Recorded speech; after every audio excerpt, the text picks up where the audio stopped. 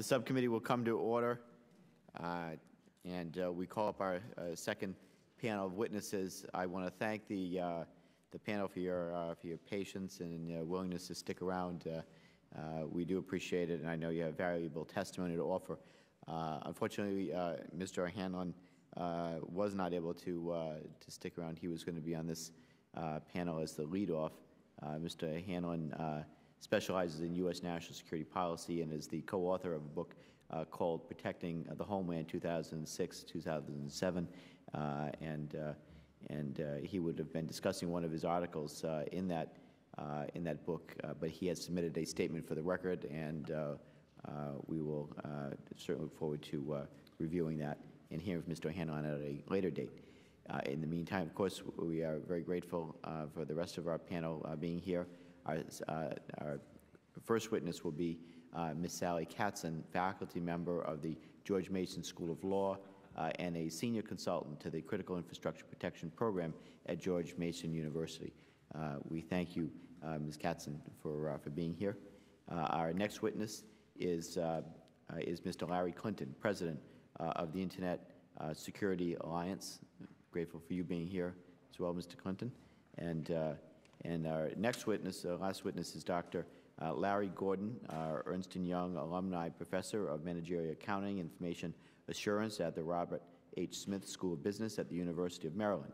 Dr. Gordon is also an affiliate professor with the University of Maryland Institute of Advanced Computer Studies. Again, we want to thank you for being here without objection.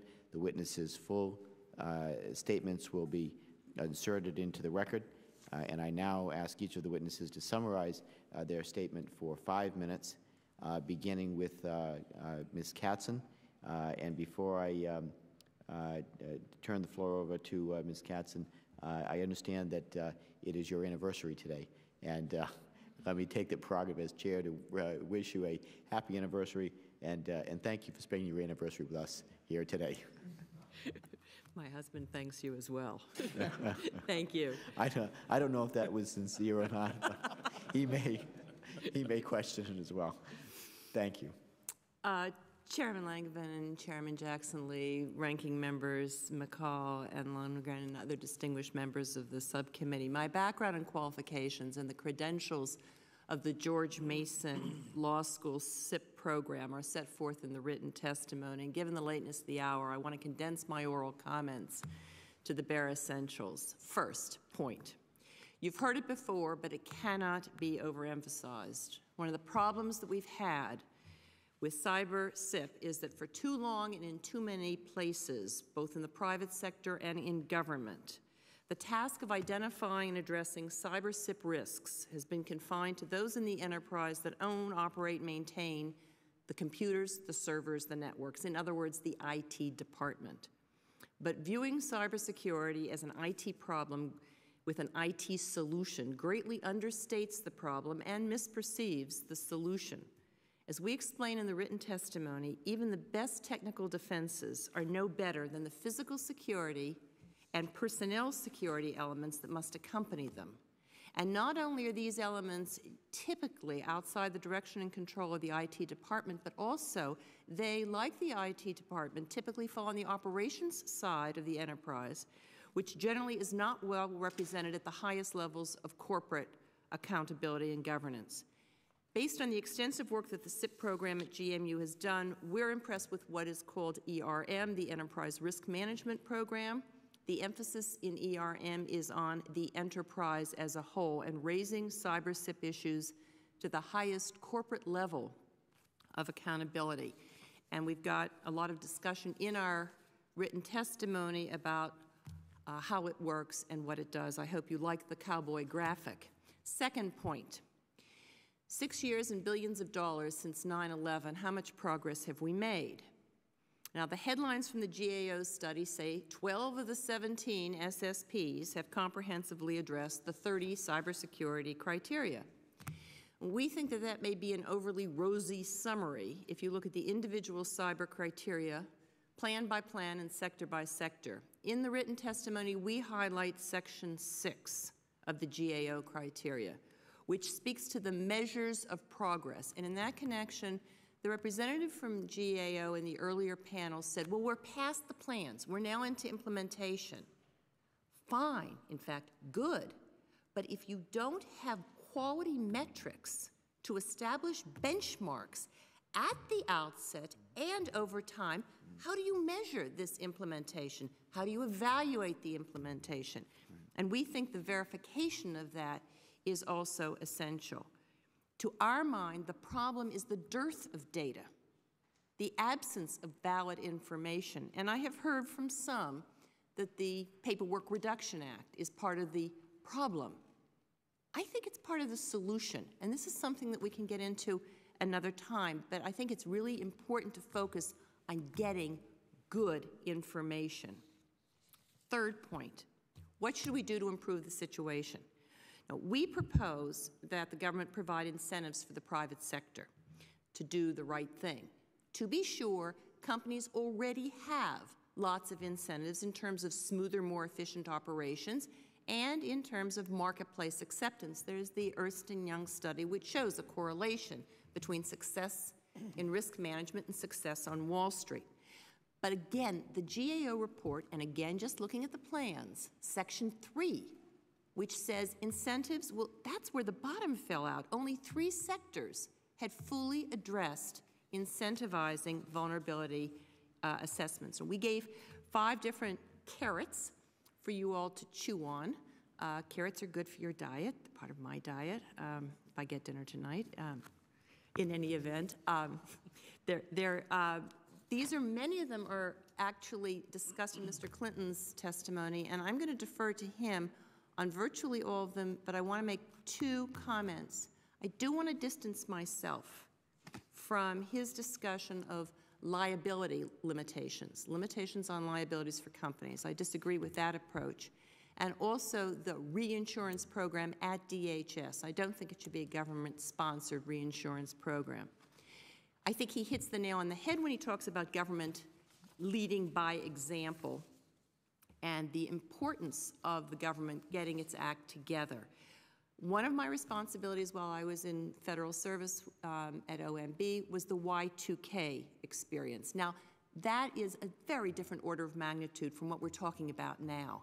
But if you think of the Y2K adventure as a mini pilot of how the government can face these problems and work within its, we had no additional command and control authorities, we had no regulatory authorities, we were nonetheless able to work collegially with the groups, we were able, with the various sectors, to share best practices, to work through the problems that had to be done on a cooperative basis, and to use trusted, established relationships that already exist between members of the private sector and their state or local regulators or their federal regulators or their colleagues.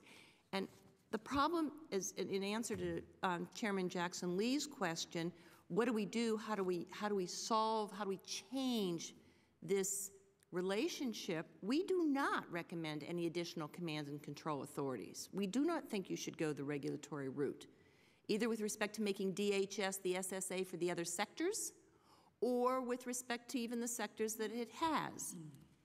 But DHS should not be trying to do it alone. DHS should not be dictating to others to do it my way.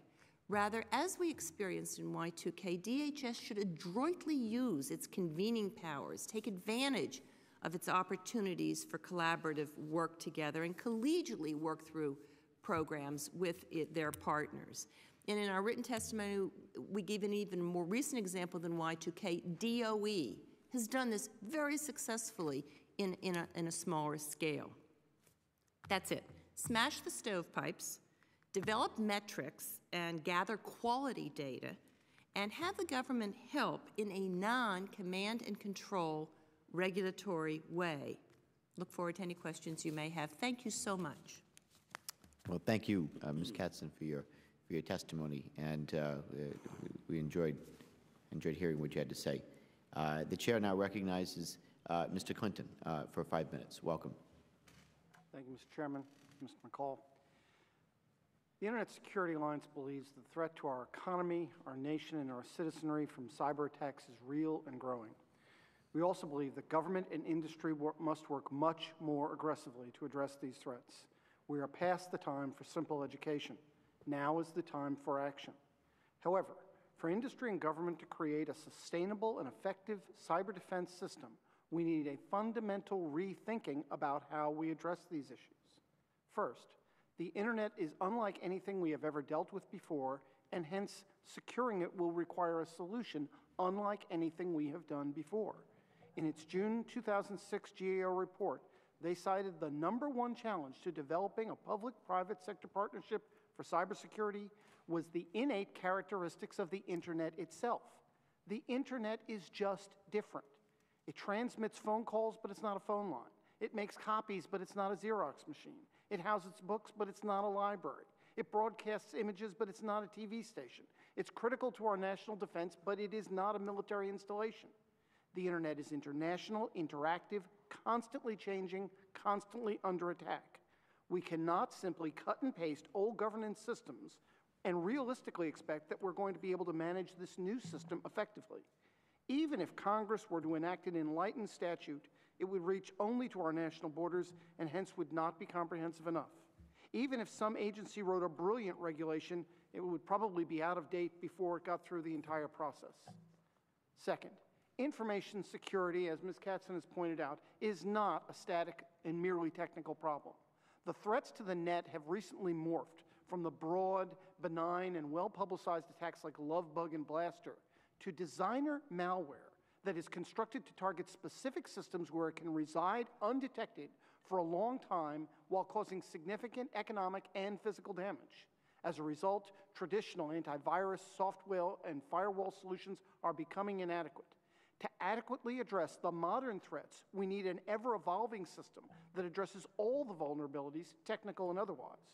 Third, the threat to our infrastructure from cyber attack is very, very serious and growing. 2 years ago, the Internet Security Alliance reported to this committee that the main protocols that the Internet is based on were over 30 years old and have multiple well-known security flaws. Since then, the massive growth in Internet use based on these same protocols has increased our vulnerability at a massive rate.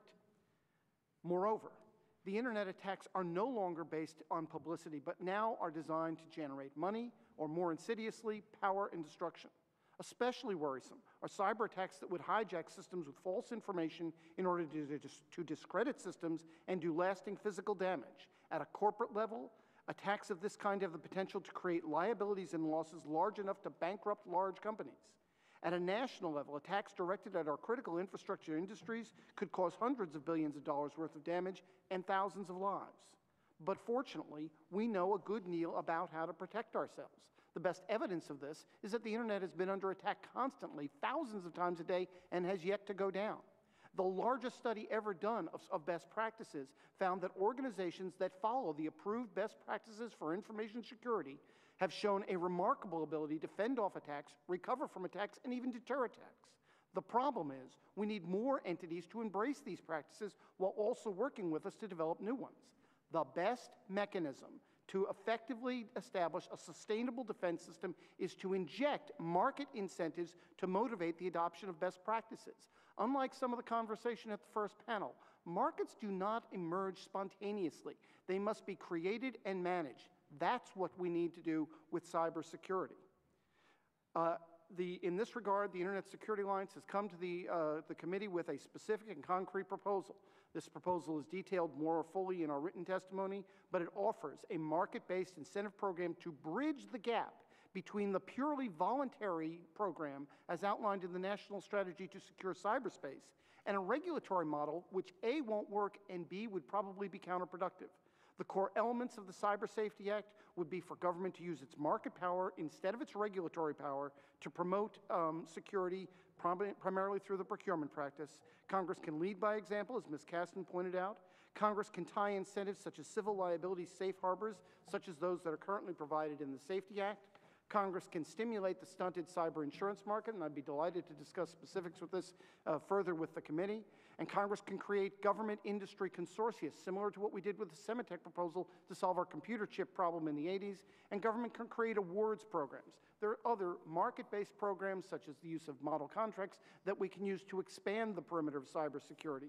But I urge the committee to consider acting, but acting in a novel and creative fashion. The old system won't work. A new system must be created. Thank you. Thank you, Mr. Clinton. The chair now recognizes Dr. Gordon to summarize your statement for 5 minutes. Welcome, Dr. Gordon. Chairman Langevin, Chairwoman Jackson Lee, thank you very much for inviting me here. My comments are going to focus on how to improve cybersecurity investments within the private sector. I'm going to concentrate on 4 points, which are all detailed in my testimony that I wrote up and submitted already. But before I talk about these 4 points, let me just mention 2 things. One is that in the private sector, efficient allocation of resources is fundamental. And the reason that's fundamental is because that leads to profits, and profits leads to increasing the value of the firm. And increasing the value of the firm is absolutely a key concern to all senior executives in the private sector. The second point I want to make is that investments in cybersecurity compete with other investments. And I think that's also fundamental to keep in mind. With that said, let me go to my 4 points. The first point I want to make is that the best, the strongest incentive, by far, is to have the private sector recognize that it's in their best interest in terms of increasing the value of the firm to increase investments in cybersecurity. There is a well-established process among business people for looking at efficient allocation of resources. That often is a concept that falls under the umbrella of what we sometimes call making the business case. Making the business case is the notion of using a well-established metric, cost-benefit analysis. There are various models for cost-benefit analysis, and actually looking at alternative investments, rank ordering them, and then allocating your resources. So my first point is that in order to get business people to invest more in cybersecurity, what you want them to do is to recognize the importance, okay, of efficient allocation of resources toward cybersecurity investments. In other words, it's an internal incentive. It's a business incentive. Right? Now, one of the problems in this regard is that the people who are often arguing for cybersecurity investments, the CIOs, the chief security officers, their training is primarily in technology, or what you might call, computer security, and many of them, at least traditionally, have not been well versed in the notion of how to make the business case. So let me give you a little, real-world story. About 5 years ago, I was approached by the chief security officer for a Fortune 50 company, and he basically came up to me and he said, he met with me for lunch, and he was all upset because he met with his CFO of his company, and he asked for a $10 million upgrade to the network, okay, the security of the network for their company. And the CFO said to him, "Where's your business case?" So when he came to me, and we discussed it at lunch, he said, "What's wrong with the CFO? Doesn't he understand the importance of security?" And my immediate reaction was, if I were the CFO, when you left the room, I'd probably be saying, "What's wrong with you? Don't you understand the importance of economics? If I give you $10 million to upgrade the security, I'm essentially taking it away from something else." And the name of the game for the private sector is, okay, generating profits so that what you can do is you can increase the value of the firm. And when you talk about cybersecurity investments, it's what we call in capital budgeting, it's a cost savings project.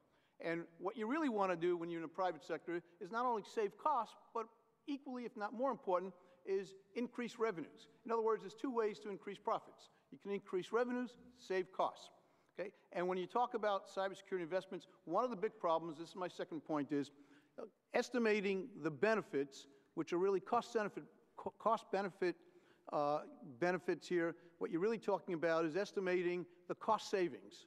And the cost savings are particularly tough to estimate for 2 reasons. One is, okay, a big chunk of the cost savings really come from, if you have a cybersecurity breach, what you have here is you lose customers. And so a big chunk of those cost savings come from avoiding lost customers. And a second big chunk of those cost savings come from the notion of potential liabilities. And these are two very tough things to measure, and in order to measure them properly, you've got to take into consideration risk, the risk associated with the breach, and there are different notions of risk.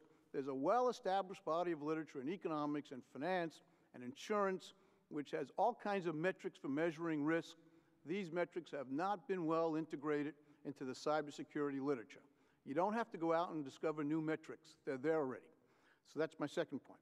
My third point is that when you talk about cybersecurity, okay, you've got another unique kind of issue, and that is you've got what we call spillover effects, or in economics we call it externalities.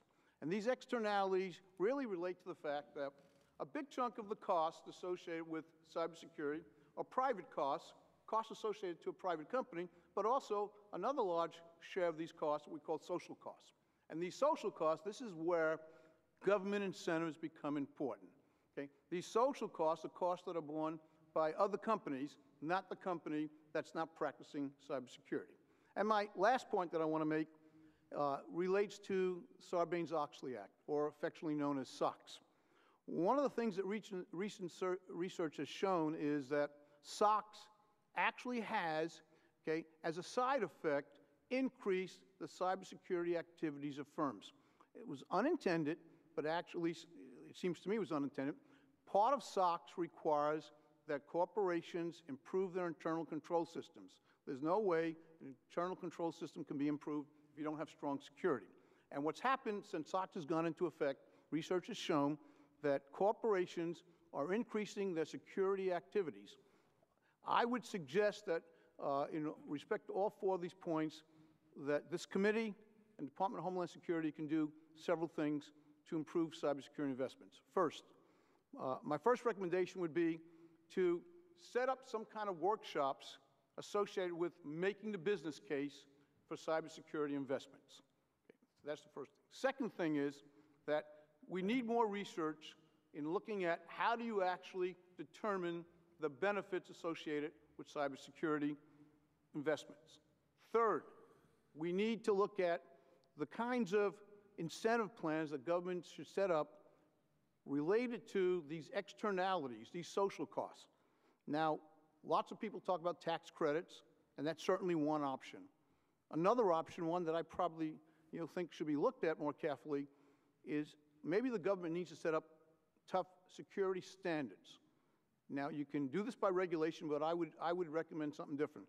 I might recommend setting up tough security standards, and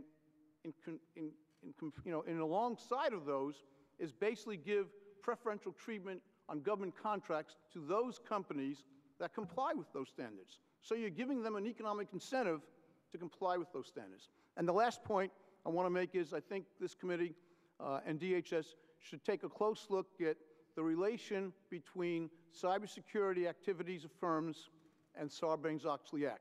I think what you'll find is that a lot of good things are coming out of that that actually relate, okay, to your concern with improving cybersecurity in the private sector. Thank you very much for giving me this opportunity, and I'll be glad to answer any questions you have related to my comments. Thank you, Dr. Gordon, and thank the panel for their the testimony. And now I recognize myself for 5 minutes. And let me begin with you briefly, Dr. Gordon, on your point that one of the primary goals of a firm is to increase the asset value of the firm. But what about protecting the asset value of the firm? And why is it that isn't more readily apparent as a need, in a sense, a primary goal of doing business, right along with increasing value of the firm? Yeah, I think both of those actually address the issue of increasing value, but I would put it in a slightly different context. I would say that in the capital budgeting literature, we talk about generic areas of capital investments. One is revenue-generating projects, new product development, mergers and acquisitions. Another one would be what we call cost savings projects. Cybersecurity investments fall under that category. Third category is what we often call must-do projects. So the way I'd answer your question is to say that when you get to these cost savings projects, it's much tougher and when you get to cybersecurity investments, they're the toughest. And the reason they're the toughest it's much tougher to actually observe the benefits. And the reason for that is, if you do the job right, then you've avoided those breaches, okay? You've avoided those catastrophes, and you don't really see, what you would have incurred as a cost. And so that's why they're particularly tough, and that's why when you talk about protecting assets in that sense, it's a different kind of project. It's not that they don't add value to the firm; they do. It's just often harder for managers to figure out how to quantify it. I'm a big believer in that you should try to, what you measure is what you get. You need metrics, and after you come up with these, I look at these metrics as a framework.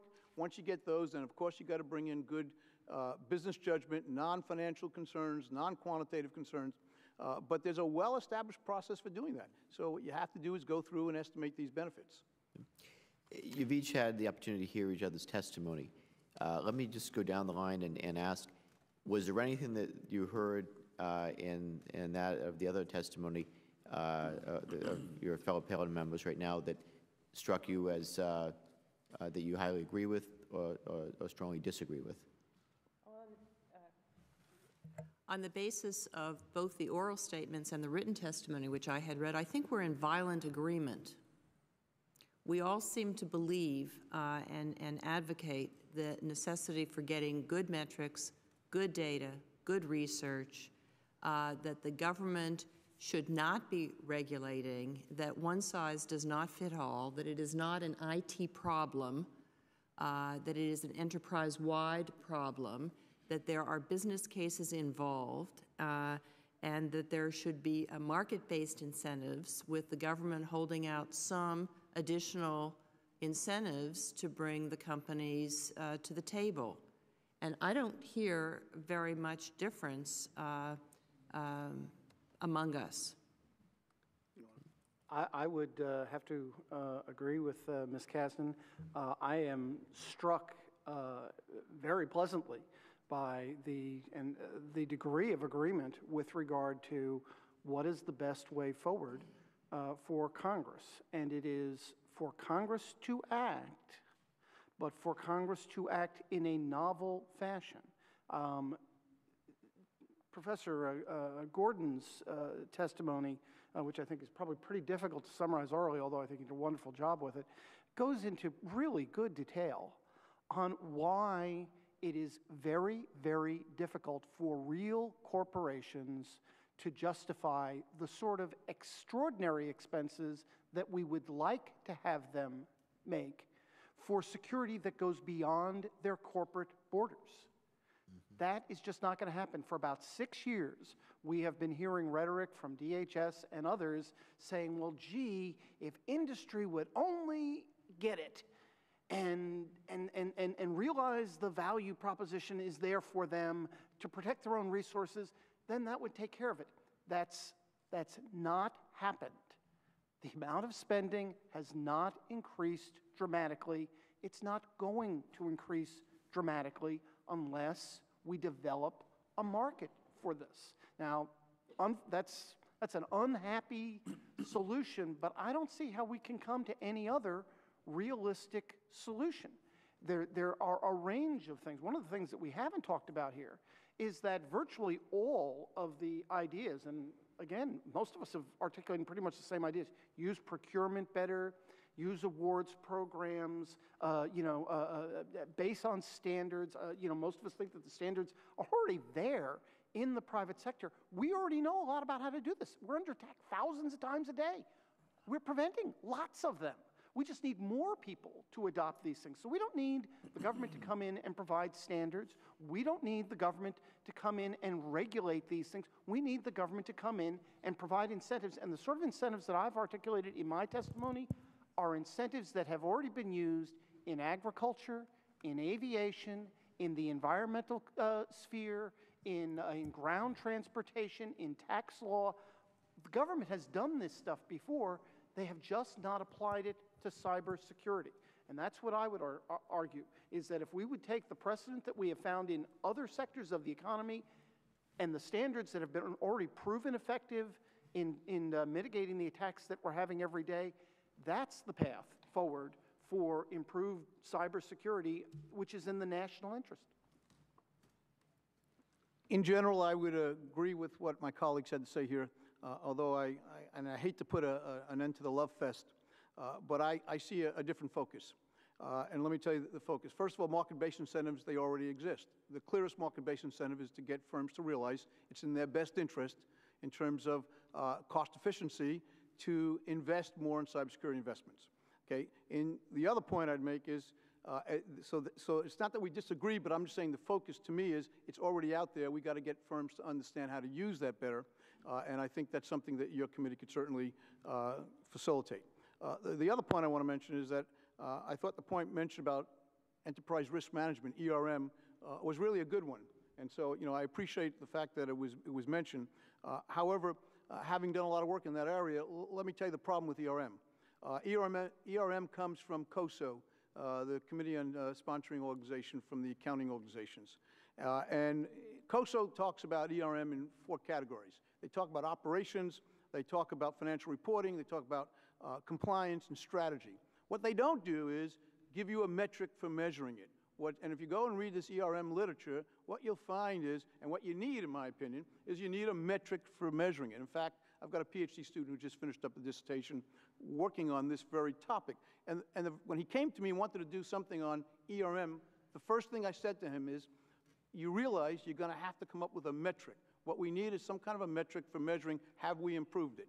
So it's not that I disagree. I would just say the focus has to be on developing a metric for ERM. And so I don't think we disagree. It's just a question of focus. I mean, I tend to be more focused on the quantitative metrics. Maybe my question, if Mr. Clinton, is, isn't it the case, though, that firms in the private sector, when, in a sense, creating standards, that they tend to create substandard standards? No, I'm not aware of any evidence of that. In my testimony, I cite the largest study that has been done on information security, which independent study, PricewaterhouseCoopers study, and they found that the companies, the best practices group, the group they classified as following these things, were able to mitigate against attacks better, didn't lose money like others did, and in fact could deter attacks. It is, as Professor Gordon has just alluded, companies do want to protect their own cyber systems, but the internet transcends those cyber systems. If you read the discussion of externalities that's in Professor Gordon's testimony, I think he makes a really good argument here. Basically, what we need is for corporations that go to their own corporate borders for their own self-interest to provide security that goes to the entire system. And that is, it's important to remember, there is no private sector. There's no thing that is the private sector. The private sector is thousands and thousands of different companies with different goals, technologies, business, et cetera. We have to get all these guys to cooperate. They do cooperate. They set standards all the time to make sure their systems are interoperable so that they can generate more investment, have cooperative engagements, et cetera, et cetera, et cetera. There's plenty of reason for them to set good standards, and the research indicates that when they follow those standards and best practices, we do have demonstrable improvements in cybersecurity. I'm not going to say it's 100% because the threat, as I also pointed out, continually evolves. So we need to continue to work on them. But the evidence that I'm aware of, with all respect, Mr. Chairman, is the opposite, is that rather industry sets standards adequate to meet their needs and then attempts to meet those standards. Moreover, one last point, one of the projects that we're involved in at the Internet Security Alliance is to develop model contracts around those standards so that the really good players like Verizon, who testified on the first panel, and they're doing a great job. They're doing as good a job as you can do, I think, from what I can see. What they want to do, and what we are working with them to do, is take their system and write contracts for their vendors, their suppliers, their customers that include in those contracts compliance with the high-level security systems that Verizon's already having, so that we're using contracts to expand the perimeter of security rather than using regulation. And those contracts are much easier to update, keep up with the technology, keep up with the evolving threat than going through a regulatory model, which takes years. And frankly, I think it's the regulatory model that you get a bunch of lobbyists coming in, and they'll dumb it down for you.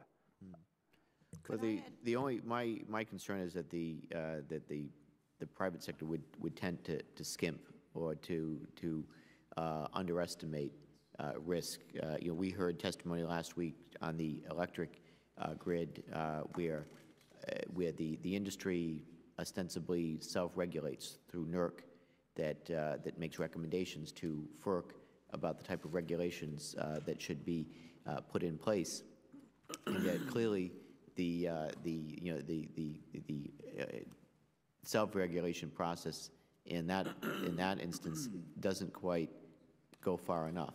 And I believe that a model similar to the Nuclear Regulatory Commission is stronger, where they have the ability to come in and direct, as opposed to just allowing the industry to kind of self-advise, self-regulate. Well, if I could just respond quickly to the Chairman, and I apologize for taking too much time. Sure. I wouldn't classify myself as an expert in that particular sector. I frankly don't have any members in that particular sector, and we're a cross-sector organization. My sense would be that that's the sort of thing that we could work with. I can tell you that there are standards that have been shown to work. I'm unfamiliar with the standards that they have.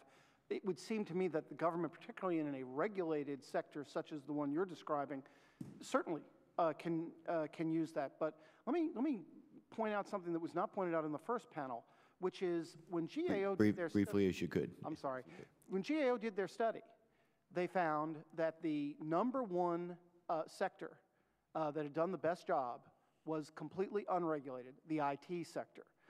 The banking sector, which is heavily regulated, did among the worst jobs. So I don't think that there is a one-to-one correspondence here with respect to regulated, unregulated in terms of doing a good job in this area. I think what we need to do is find a set of standards that we would agree on meet certain metrics, no disagreement on that, and then find ways to get more companies to do that. But you got to do it in a way so that you can keep up with the threat. If I could just... Okay, sure. No? Well, very briefly, the ranking member's next. What we hear... I'm trying to get you home for your anniversary. I appreciate that. I really do. What I hear, though, is almost so obvious that this is not easy. On the ERM, there are lots of ERM models, and they have to be adapted in different ways. Cost-benefit analysis, I've spent the last 10 years of my professional life doing cost-benefit analysis. It's not easy. There are ways of doing it, and there's literature out there, and it has to work.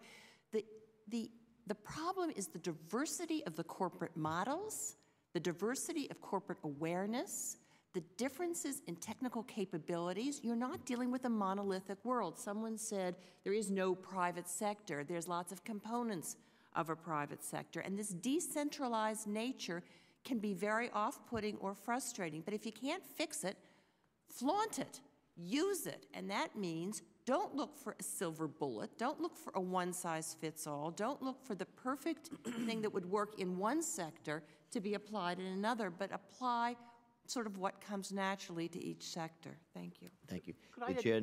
The chair now recognizes the ranking member. I better yield. Thank you, Mr. Chairman. I appreciate everybody's patience. It's getting late. You got an anniversary. We have trick-or-treaters tonight. We convened at 2:30. It's been 4 hours, and I would like to get more input in writing, if that would be acceptable. It's just getting a little late, and I've got to run on to another obligation. But what I'm hearing is, and tell me if I'm wrong, and Ms. Katz, I'm glad that you got your nameplate changed to Miss from Mr. I apologize for that. It sounds like nobody here is advocating regulatory reform, but rather market-based incentives. Is that correct? Is that a fair statement from all three? I think there's something in between. Okay. And something in between is you can have government incentives, which is not necessarily regulatory in nature. For example, you could go to NIST and ask NIST to set up the standards for you for security, and you can reward companies by companies that are following those standards. You might give them preferential treatment with government contracts. I don't view that as regulation, but that's not straightforward market reform. So the sort of the novel, Mr. Clinton, what you're talking about, the novel creative approach would be to look at this through the government contracting process, to provide incentives through that process? That's one way, absolutely, yes. What are some other market-based initiatives or incentives that can be used without regulation? Well, one of the ones that we talk about, and I think Mr. Clinton does as well, is a recognition and a reward program modeled on the Energy Star, which we use to increase energy efficiency, and have a Cyber Star program where there would be recognition. If you set the bar high enough and you require them to keep increasing their security. Another of the workshops that I think we're all talking about, whether it's to educate for how to use or do a risk assessment, or whether you're talking about how to use ERM, we're all talking about providing additional information, not trying to hoard it, but to share it. Mm-hmm. And I think those kinds of incentives, whether the government picks up the cost of federally sponsored programs or gives tax credits for it, or things that each of us have talked about in different ways, but somehow uses the federal support for information sharing. Those are just two ideas that I think all three of us have signed on to, one way or the other.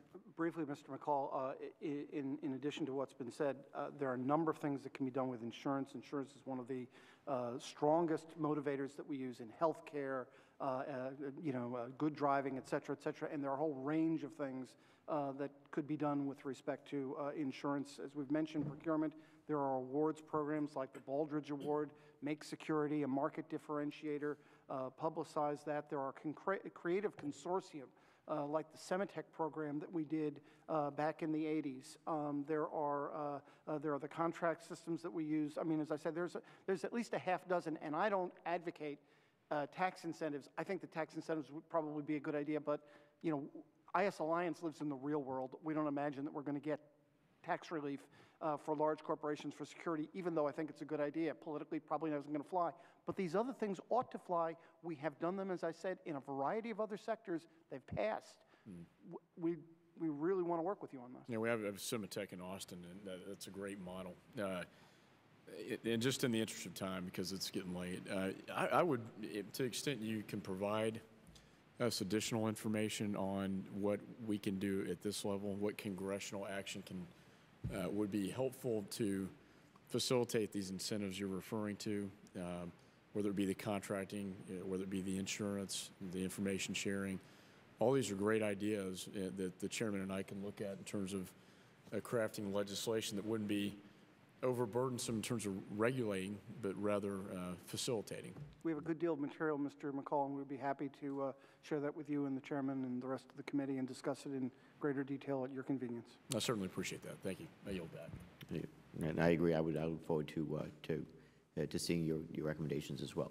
The chair now recognizes the chairwoman of the Transportation Subcommittee, Ms. Sheila Jackson-Lee. Thank you very much, Mr. Chairman, to your ranking member, to my ranking member, and to the staying power of the witnesses. Let me thank you for accepting our invitation to become fixtures in this place, but you're doing it well, and we thank you very much. Allow me to, I held up this large document that is the National Infrastructure Protection Plan. Let me just read into the record some language. Protection includes actions to mitigate the overall risk to the critical infrastructure and key resources, assets, systems, networks, functions, or their interconnecting links resulting from exposure, injury, destruction, incapacitation, or exploitation in the context of the National Infrastructure Protection Plan. This includes actions to deter the threat, mitigate vulnerabilities, or minimize consequences associated with a terrorist attack or other incident. And so we have our marching orders through this plan, and you are giving us sort of the wide perspective of the private sector. Can I get sort of a sentence answer from all of you, though this is cybersecurity? You heard individuals representing telecommunications and financial services on the first panel. Do you believe that, that overall the private sector has been engaged in actions to mitigate the risk to these assets, systems, and networks? And do you think there have been sufficient incentives for them to do that? As we do that, I'll ask my next question of what more once I hear where you are on that question. Ms. Katzen, and welcome, Sally. Thank you. It's good to see you. It's to very put that good on the record. It's very good to see you as well. Thank you. It's hard to know how much action has been taken because we have yet to develop meaningful quality metrics to measure. One of the problems with the NIP, the plan, is it calls for information from the private sector, but you don't know what you're measuring against. We don't have benchmarks. We don't have metrics by which to make progress. I think a lot of work is being done, and much of it must be productive. But I'm not able to sit here and tell you that it is or it isn't, as long as we have a lack of a real partnership. And this is what I was trying to say earlier. DHS has got to work in a public-private partnership, public-public partnership, in a way that is respectful and exploits the trusted relationships that exist, and that provides the, and I will go back to the incentives, provides incentives for the private sector to do the right thing. Right now, I think they're more in a do it my way or dictate to the SSAs or the private sector what they should do, and I don't think that's as productive. Mr. Clinton? Thank you, Madam Chairman. I would say, first of all, with regard to your first question, is the private sector engaged? Yes, many people in the private sector are, however, not nearly enough. I participate on a number of these organizations. The outreach to the breadth of U.S. industry is, in my opinion, woefully inadequate. We need much... And when you say breadth, you're going beyond even cybersecurity. Well, no, Ms. Jackson-Lee, I'm speaking within the context of cybersecurity. Within the context. Frankly, I think that probably would be true beyond cybersecurity, but I'm confining my remarks so in the to breadth of the industry. We are not reaching enough people with respect to being involved in these various DHS plans. is not reaching enough people. Yes, Madam Chairman. And with respect to do they need more incentives, I'm afraid the answer is yes. Now, certainly as Dr. Gordon's pointed out, there are incentives. Lots of people are doing a lot of good things.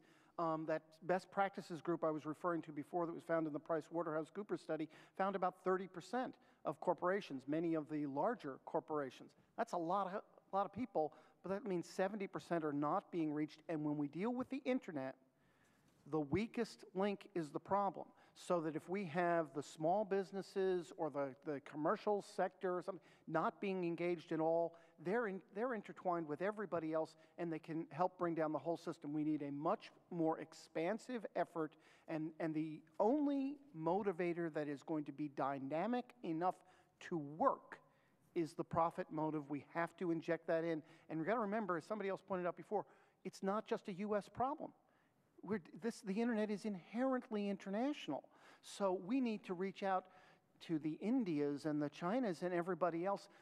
We have to have some sort of system that's going to transcend that, and market incentives is the most logical one, which is why I think the three of us independently came to that conclusion. Mr. Gordon? I would say that the private sector is clearly engaged. Clear evidence of that is the growing importance of setting up a chief security officer apart from the chief information officer within a company. You have now, most of your major corporations have someone in charge of security who may report to the chief information officer or may even report directly to CFO. Are they doing enough? That's a tough one to answer, because in order to answer that one, you got to really understand where they are and where they want to be. I can only give you, my own experiences. I get contacted by at least one senior executive a week, and one of the biggest issues from Chief Security Officer's point of view is they want more security, okay, because not only is the company, their concern, but their job is their concern. So if they had the option, they have an incentive. There's an agency problem. It's what we call it in economics. They have an incentive to overinvest. But the biggest problem they face is getting more funds, okay, out of the CFO for cybersecurity investments. So a little side note here is that if you take a look at what companies invest, all the studies tend to show that companies invest somewhere around 5 to 7% of their IT budget on security. And the interesting thing about that is that security is becoming one of the fastest growing concerns, and the percentage of the budget for security is not growing. So that would suggest to me that they're not getting the share that they should be getting. Okay, it suggests that to me, but without having the data on particular companies, and I'm sure it varies from company to company.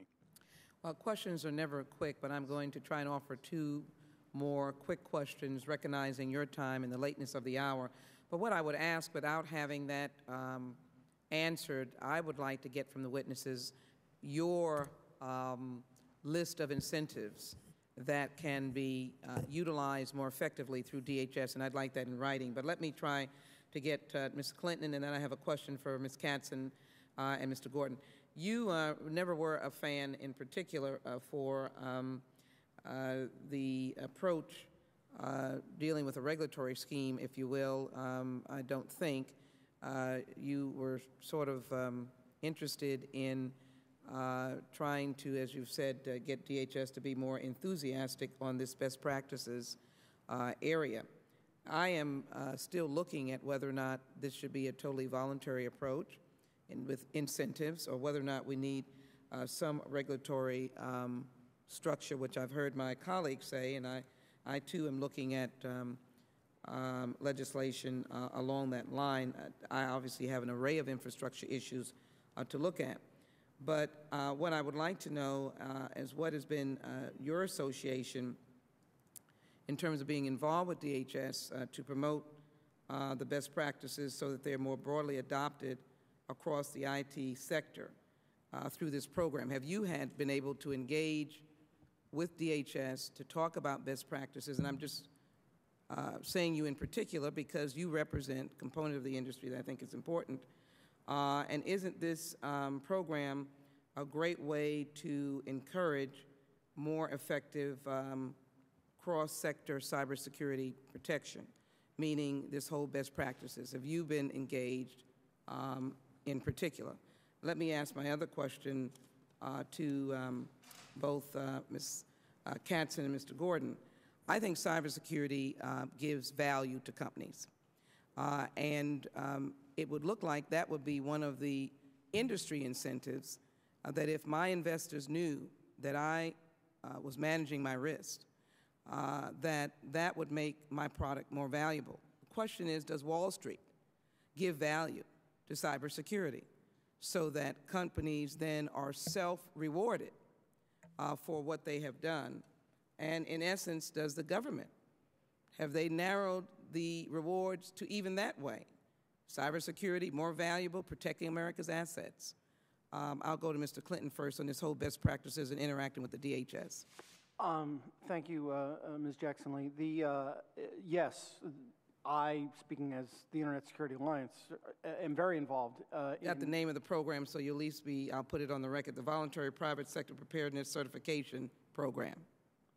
Well, the Internet Security Alliance is very, very involved in developing best practices and finding incentives for our members to use them. We do have an insurance incentive program with the largest insurance provider of cyber insurance for our best practices. We publish best practices basically once every year. We talked earlier about the model contracts that we provide. So we do, on the private sector side, a great deal with respect to developing best practices, providing incentives for best practices, et cetera. With respect to, is DHS the mode for that? I would have to tell you that we have not really found very much grounding in working with DHS in that regard. Most of the improvements in cybersecurity that I'm aware of happen by the private sector doing things through the private sector, not through DHS. Maybe that will change as DHS matures, but to this point, I would have to tell you that none of my members would say that they are doing anything to improve their security thanks to DHS. They're doing it for other reasons. Some are pro-social, some are business, a variety of other things. But our view is that the infrastructure is owned and operated by the private sector. You have to work with the private sector to get it strengthened. When you strengthen that infrastructure, you are also fulfilling an important homeland security and national security function. But you do it through the private sector. Going through DHS, I think you're really trying to stick a square peg in a round hole, and I think it's going to be counterproductive. On the issue of market Value, both you market and Mr. value Gordon. and Wall Street, there is, and it's Thank you, referred Mr. to in my testimony, the Ernst and Young study, which shows a very strong correlation between success in managing risks and success on Wall Street, and that investors do appreciate that. So I think there are data there that support that. Yeah, I would agree with that. Actually, if you take a look at my written testimony, I discussed this notion of what you call value added as opposed to cost savings from cybersecurity investments.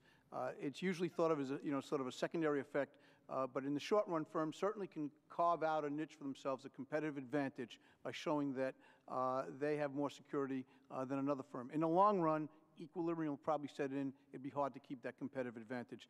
I do discuss that point in my written testimony. Thank you very much to all of the witnesses. And Mr. Chairman, it's been a pleasure to be able to unveil and to pull back the covers on what has either been happening or not been happening with DHS. And I think that there are some roads not yet traveled that we can work on, in particular public-public, public-private relationships and incentives, rewards. Ms. Clinton, I don't want to leave DHS completely out, and I'm not convinced that they should be completely out, or not that there not be a regulatory structure, but I do believe that there should be rewards that you are aware of and that are given through DHS, and apparently we have not established that structure yet. I would agree with that, Ms. Jackson. And so let me just thank Chairman Langevin. Look forward that we have an opportunity to work again together on this issue, and I yield back. Thank you all for your testimony. Thank you, Madam Chair, and let me just say how much I appreciate your participation in this joint hearing, and as well as Ranking Member Lundgren. I thought this was very productive, and some great things come out of it. I look forward to our continued work together. And I also, of course, want to thank the panelists for your patience, for your testimony. You've added a great insight into the work that we have ahead of us, and perhaps a roadmap of what we need to do to better coordinate this effort of cybersecurity and working together with the public and the private sector. So I thank you for your testimony and the members for their questions. The members of the subcommittee may have additional questions for the witnesses, and we would ask that you respond expeditiously in writing to those questions. Hearing no further business. Again, happy anniversary to you, Ms. Katzen. I hope you get home soon, and sorry for the lateness of the hour, but certainly an important issue. Hearing no further business. Happy anniversary, Mr. Chairman. Would you allow a moment of personal privilege? Certainly.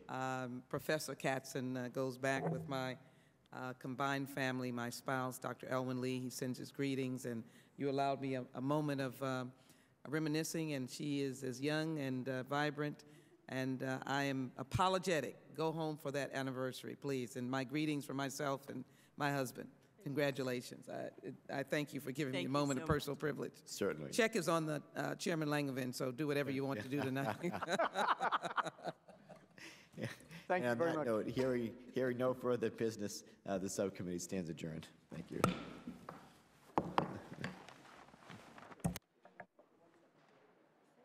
very much, Carla. Thanks for your help. Appreciate it. Anyone used to call me doctor. My mom used to always send me letters. Dr. Lawrence, I'm really proud of that.